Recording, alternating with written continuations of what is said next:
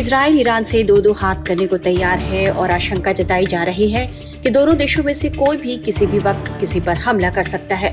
ऐसे में इजराइल से एक ऐसी खबर आई है जिसने इजरायली सेना को हिलाकर रख दिया है। इजरायली पुलिस ने प्रधानमंत्री बेंजामिन नेतन्याहू की जासूसी करने वाले को गिरफ्तार किया है। हैरानी की बात है कि यह शख्स नेतन्याहू का खास और उनका शीर्ष सहयोगी बताया जा रहा है। मीडिया रिपोर्ट्स में यह दावा किया जा रहा है कि इस शख्स पर यह आरोप लगे हैं कि वो पीएम कार्यालय के दस्तावेजों को लीक कर यूरोपीय मीडिया को दे रहा था।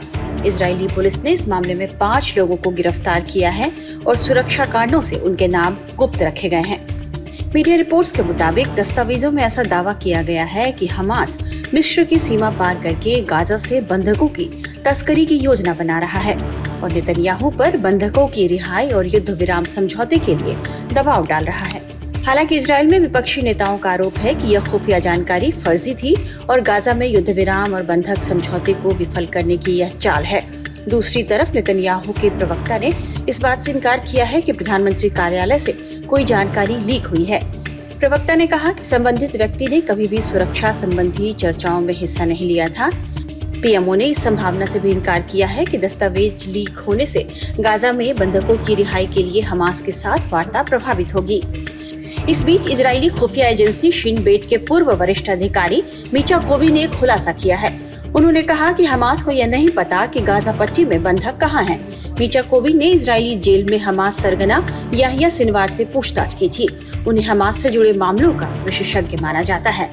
मीडिया रिपोर्ट्स के मुताबिक उन्होंने कहा कि हमास का मुख्यालय अब चालू नहीं है, फिर भी अन्य गुरिल्ला लड़ाके हैं जो संगठन की ओर से पूरे क्षेत्र में लड़ रहे हैं। उन्होंने बर्बाद हो चुकी इमारतों में जगह बनाई है और वहीं से हमले कर रहे हैं। उन्होंने यहाँ तक कहा कि हमास में कोई नहीं जानता कि सभी बंधकों को कहाँ रखा गया है। हमास ने 7 अक्टूबर को इजराइल पर हमला करके करीब 251 लोगों को बंधक बना लिया था। इसमें महिलाएं, बुजुर्ग और बच्चे भी शामिल थे। आतंकी इन लोगों को अपने साथ गाजा पट्टी के अलग अलग इलाकों में लेकर गए थे। इनमें से आधे बंधक विदेशी नागरिक हैं या फिर उनके पास एक से अधिक देशों की नागरिकताएं हैं। 28 अगस्त 2024 तक करीब 117 बंधक इजराइल जीवित वापस लौट आए थे। इजराइल के अनुसार 73 बंधकों की कथित तौर पर 7 अक्टूबर को हमास की कैद में मौत हो गई है। बाकी बचे बंधकों की रिहाई को लेकर नेतन्याहू पर जबरदस्त दबाव है और समझा जा रहा है कि मीचा कोबी का नया खुलासा नेतन्याहू के लिए नई परेशानी लेकर आया है।